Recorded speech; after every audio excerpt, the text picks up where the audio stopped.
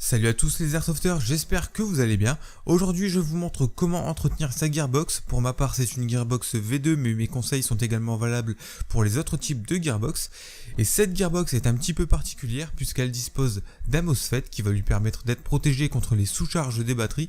On va également pouvoir la modifier avec un boîtier de contrôle. Et elle dispose aussi d'une autre particularité, c'est un changement de ressort rapide mais je vous en reparlerai un petit peu plus tard dans la vidéo. On va commencer le démontage, c'est parti.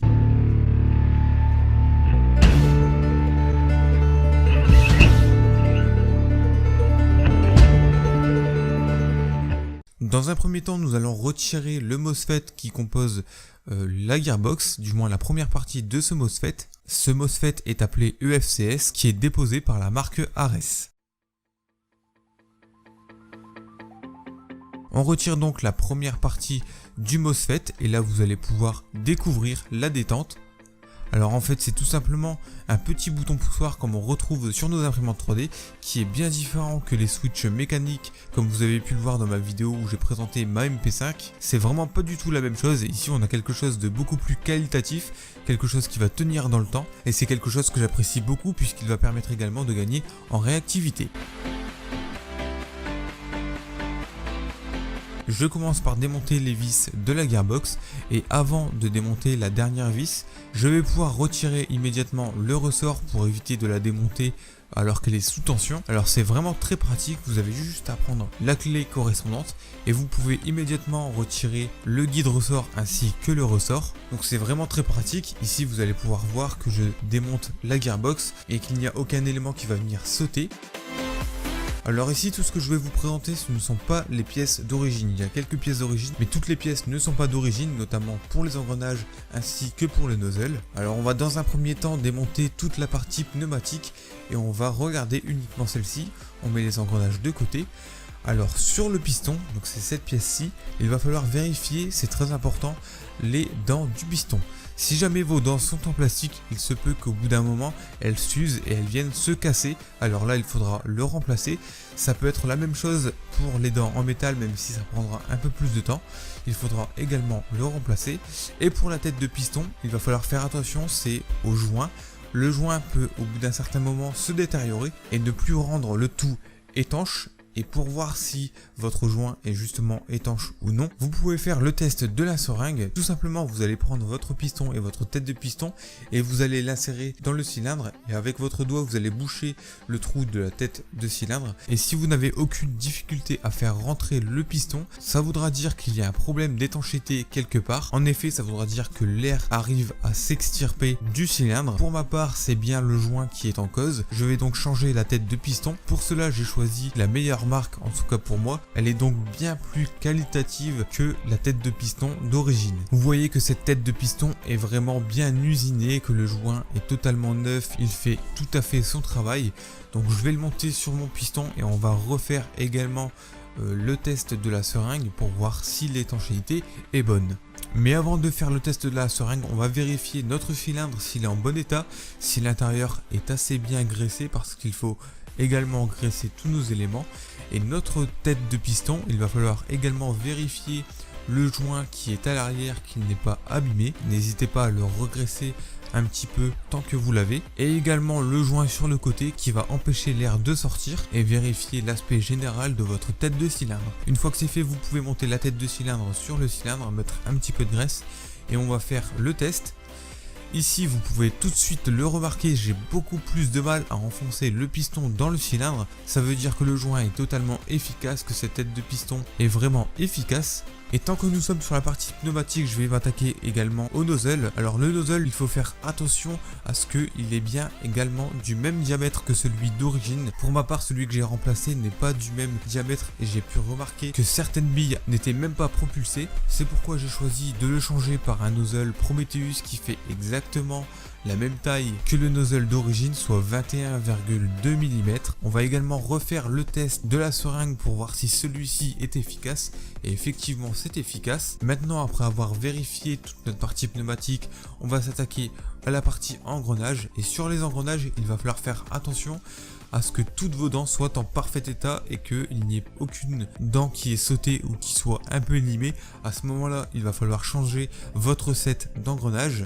et ce sera la même chose pour tous vos engrenages. Et d'ailleurs cet engrenage-ci est un petit peu particulier puisqu'il dispose d'un aimant au néodyme pour faire fonctionner justement le MOSFET. Ce petit composant va détecter que l'aimant passe devant lui et va effectuer un tir. Cet engrenage dispose également de cette petite pièce bleue qui est un rubber qui va vous permettre de gagner un petit peu en réactivité parce que cette petite pièce bleue va reculer en premier le tapered plate pour gagner justement en réactivité. Ces engrenages sont des SHS 13.1 et je vous conseille fortement, si vous utilisez un moteur SHS comme le mien qui est high torque, je vous conseille de prendre les SHS qui sont une très bonne marque et qui sont tout à fait compatibles avec le moteur.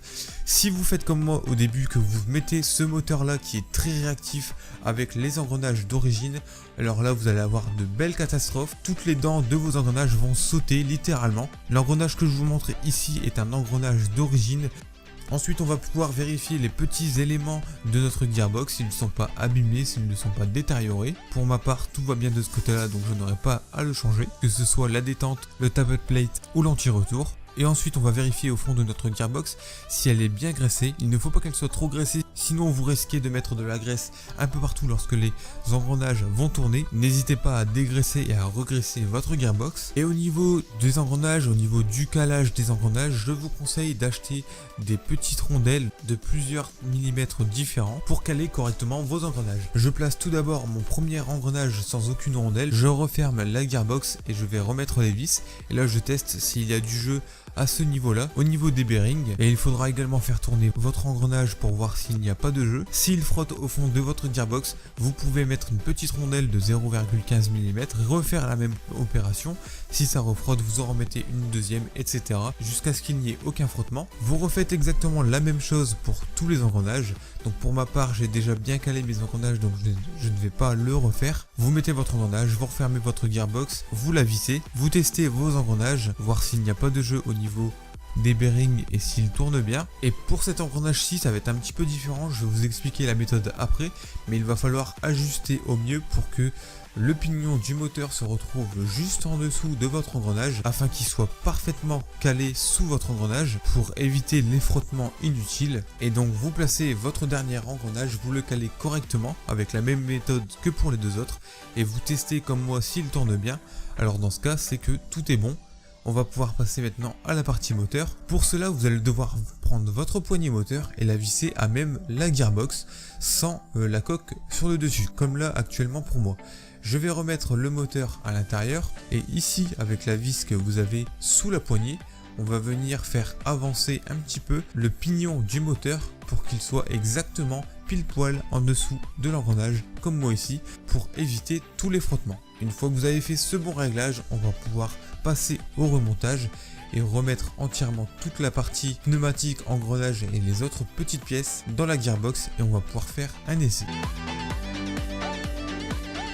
N'oubliez pas que le remontage d'une gearbox est quand même assez long, surtout si vous voulez faire un calage entièrement parfait. N'hésitez pas à remonter, à essayer, à redémonter, réessayer, etc.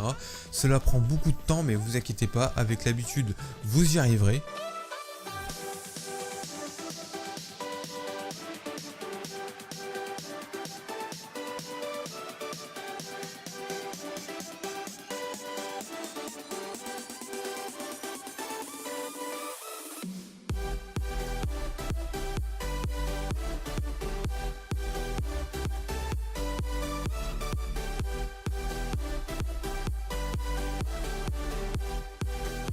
On nettoie un petit coup notre gearbox afin de la remettre dans notre réplique. Vous pouvez tester les différents éléments mobiles de votre gearbox, voir s'ils fonctionnent parfaitement au niveau du nozzle, de la queue de détente, du selector plate et des engrenages. Et ensuite vous allez pouvoir vérifier votre câblage.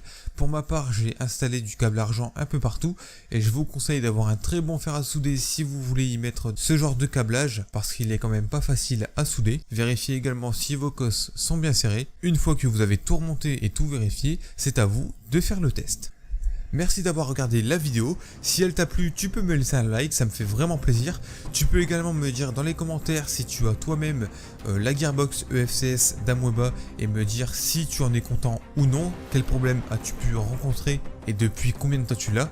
Tu peux également t'abonner à ma chaîne, c'est vraiment très important pour ne pas rater mes prochaines vidéos. Et moi je vous dis à la prochaine vidéo. Allez, salut!